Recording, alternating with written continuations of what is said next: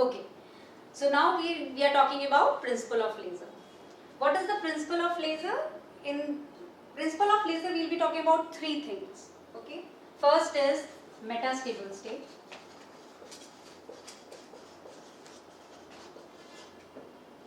Second is pumping. And third is population inversion.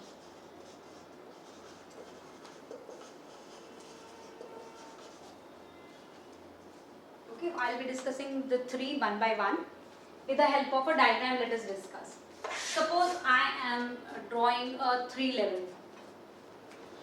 energy levels.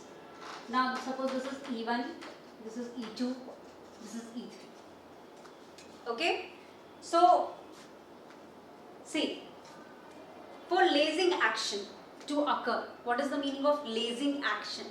Lasing action means laser output. What is the meaning of lasing action? It means laser output. Okay. What is the meaning of laser output? Suppose we have fabricated the laser with the help of those main components that we talked about: active medium, resonator, and we talked about pumping source. We have made a laser, and we need its lasing action to occur. We need its output to come, right? So when we need its output to come, these are the three principles that should happen within that. Active medium or within that whole laser. Okay. Now suppose I take an active medium, some active medium. I am right now not just taking it any particular name or something. Suppose in that active medium there are three levels that we are talking about of a laser. Okay. So E1 is the lower energy level, E2 is higher than that, and E3 is above E2. What is happening? We know the tendency of atoms are to stay in the even state. Now with the help of pumping source only, the absorption can happen.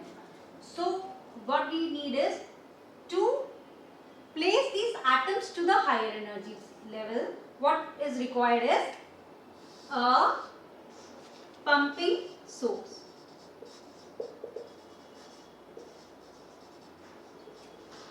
There are different types of pumping sources depending on which sort of laser we are making or fabricating. Suppose if we are making solid state laser, your active medium is solid.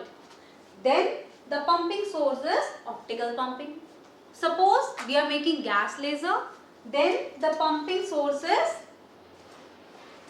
electrical pumping. So there are different type of pumping sources depending on which sort of laser we are making.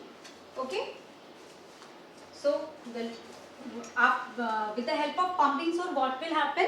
The number of atoms that are there in the lower energy level will move to the higher energy level. Okay. So now the number of atoms are where they are transiting to the E3 state. So I am making the number of energy levels over here. And now the number of energy levels are decreasing this side because we have used a pumping source and we have transit the number of atoms to the E3 state. So over here the number of atoms will decrease, and in E3 state the number of atoms will increase. Now suppose E3 state, after its energy level is having some lifetime about 10 to the power minus 8 seconds or something like, then what will happen? Number of atoms will automatically, with the help of some spontaneous emission, they will transit to the E2 state. Okay, and now slowly all the atoms are coming to the E2 state. They are transiting from E3 to E2. Now this is, I am just writing it as, I am writing it as radiation-less transition. Why I am writing it as radiation-less transition?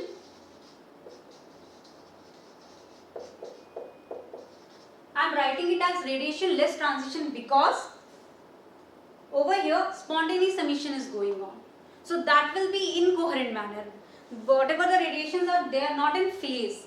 Okay. So this radiation, that if there will be some radiation, it will be very negligible. So this is your radiation-less transition. Now what happens? We just saw a change that in E3 as the number of atoms reached in E3, they automatically have their lifetime process and they transit to the E2 state. But in E2 state, they are staying for the longer time. Now, why it is happening so? You know why? Because when we fabricate a laser, we take any compound, any chemical in a manner that among those energy levels, one should be your metastable state. It should be your metastable state.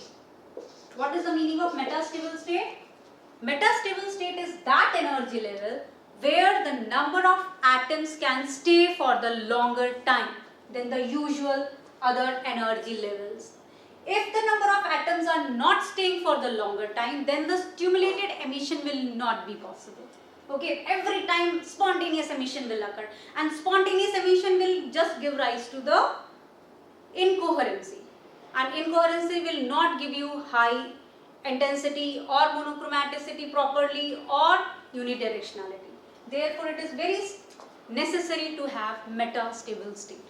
Okay, so one of the level in every laser there is metastable state. Okay, so now we saw the pumping in the principle of laser, and we also saw the metastable state. And now I think it might be a bit clear to you that what is the role of pumping and metastable state. The role of pumping is to push the number of atoms to the higher energy state, and the role of metastable state is to make the atoms stay for the longer time. Okay, I'll just decrease the number of atoms over here. Now the number of atoms are there in E2 state. Now the third is population inversion. What is the meaning of population inversion? And why are we using the word population inversion? See, in the beginning also when we were discussing about basic phenomena, what we said that the where are the tendency of atoms to stay? The tendency of atoms to stay is in the ground level. Means the population of the atom should be where? The population of the atom should be in even state, right? What we are doing with the help of pumping or radiation-less transition, we are inverting that population. Number of atoms की population, what we are doing, we are inverting that. It should be there in the lower energy level state, but we invert that population and we made it stay in the higher energy levels. Therefore, the word is known as population inversion. Okay, so when now what is helping in population inversion? First is the pumping process, and the second is the metastable state. If there will be no pumping process, the number of atoms will stay in the lower energy level. Then also this population inversion cannot happen. We need a population of atoms to invert and stay in the higher energy state. And if there will be no metastable state, then atoms will, automatically it will be just as fast as they will just transit to the lower energy level state. Therefore, what is helping in population inversion is pumping source is helping in population inversion, and metastable state is also helping in population inversion. And if we just see that what should be the condition of population inversion, suppose in even state we consider that number of atoms in even state is N1 and number of atoms in E2 state is N2. So N1 is for E1 state and N2 is for E2 state. Okay. In normally, when population inversion is not happening, the tendency of population of atoms is to stay in even. So it means N1 is greater than N2. But for lasing action, we need stimulated emission. And for stimulated emission, what we need? We need number of atoms to be more in the higher energy level. Therefore, the condition of population inversion is not N1 greater than N2. It is N2 greater than N1.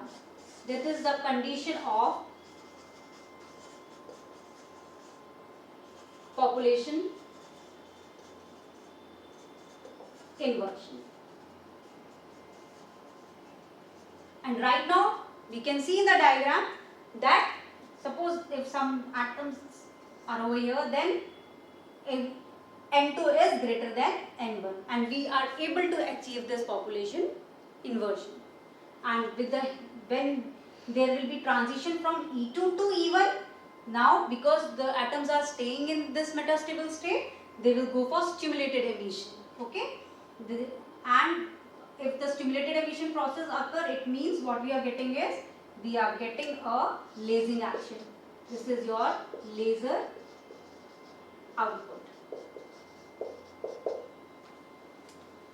So these three principles of laser gives the lasing action. Okay, the lasing word means the laser output.